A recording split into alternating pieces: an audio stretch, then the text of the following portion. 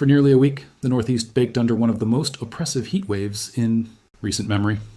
Then, almost overnight, it broke, and what followed was not the gentle, welcome relief millions of people were expecting.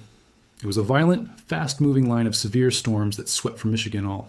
The way to the East Coast, and the way it unfolded, has left meteorologists genuinely stunned. This is not an exaggeration for effect. Officials in New Jersey are now investigating at least 29 deaths that may be linked to the heat wave itself, before the storms even arrived.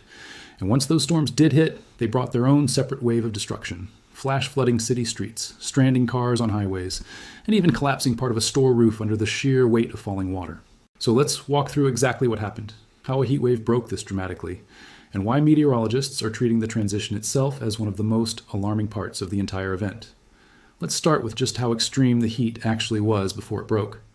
LaGuardia Airport in New York recorded a high of 104 degrees, setting a new daily record. Low temperatures in many parts of the region barely dropped below 80 degrees overnight, which meant residents got almost no meaningful relief, even after the sun went down. That detail matters more than people realize. The human body needs a break from heat stress to recover, and when nighttime temperatures stay elevated night after night, heat-related illness and death. Rates climb sharply, even if the daytime highs themselves are not record-shattering every single day. Climate researchers analyzing this event found something remarkable buried in the overnight temperature data specifically. In Providence, Rhode Island, this became the only July on record with a low temperature of at least 80 degrees.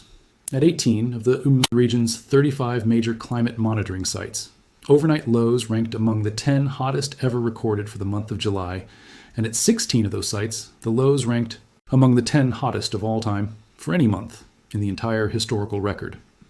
That is an extraordinary statistic. It means the nights themselves, not just the scorching afternoons, were pushing into territory that had essentially never been recorded before at many of these long-running weather stations. Before this particular storm system finally broke the pattern, the heat itself had already been straining infrastructure across the entire eastern half of the country for days.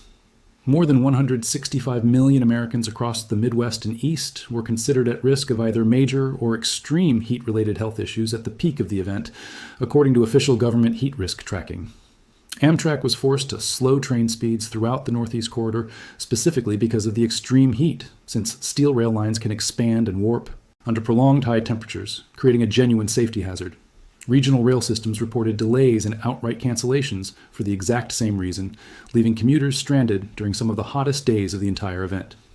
Power grids across the region were pushed close to their limits as well, with widespread residential air conditioning use driving electricity demand to levels utility companies rarely see outside of the most extreme summer events. That kind of sustained grid strain day after day for nearly a week is part of why meteorologists describe this heat wave as genuinely dangerous well before the storms that ultimately broke it ever arrived. With heat and humidity combining to make it feel as hot as 118 degrees in some locations, it should come as no surprise that dozens of heat-related emergencies were reported across the region, along with the tragic deaths now under investigation in New Jersey. People were found dead in homes without air conditioning and on city streets, ranging in age from their 30s to their 80s, a grim reminder that extreme heat does not discriminate by age the way many people assume. Now let's talk about how this heat wave actually ended, because this is where meteorologists say the event took a genuinely dramatic turn. Severe storms swept in a wide band stretching from Michigan across the Midwest and into the East Coast, essentially slicing directly through the heat dome that had been parked over the region for days. When a heat dome finally breaks like this, it does not fade away quietly. All of the built-up heat and atmospheric energy has to release somewhere, and in this case, it released as a fast-moving, intense line of severe thunderstorms capable of producing exactly the kind of destructive flash flooding that followed.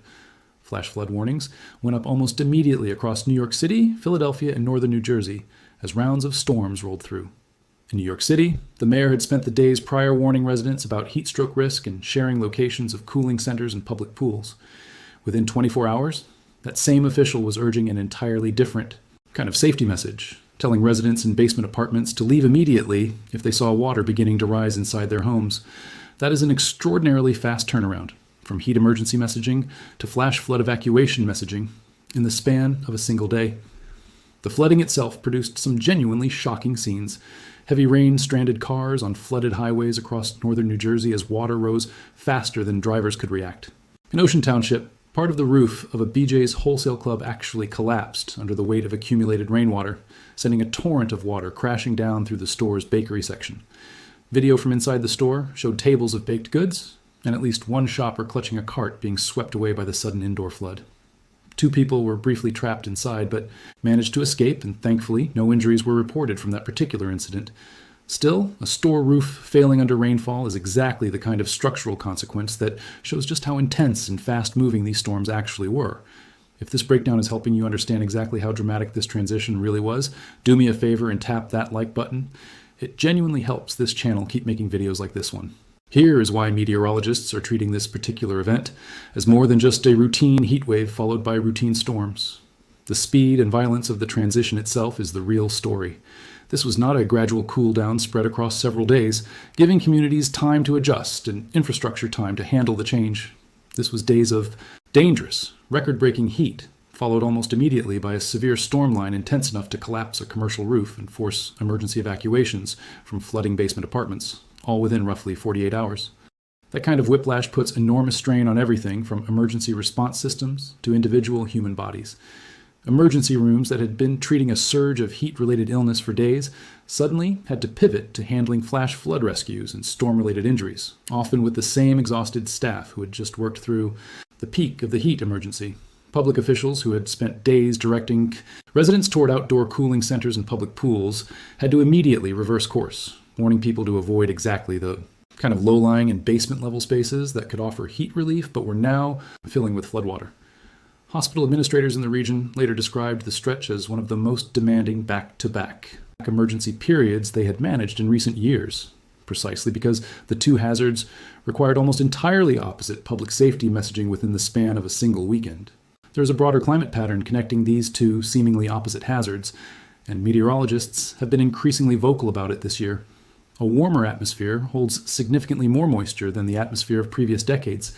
That means when a heat dome finally does break, the energy and moisture that have been building up underneath it for days often get released in a shorter, far more intense burst than storms used to produce. In other words, the same warming trend responsible for the extended, record-breaking overnight heat is also responsible for making the storm that finally ends that heat wave more violent than it might have been a generation ago.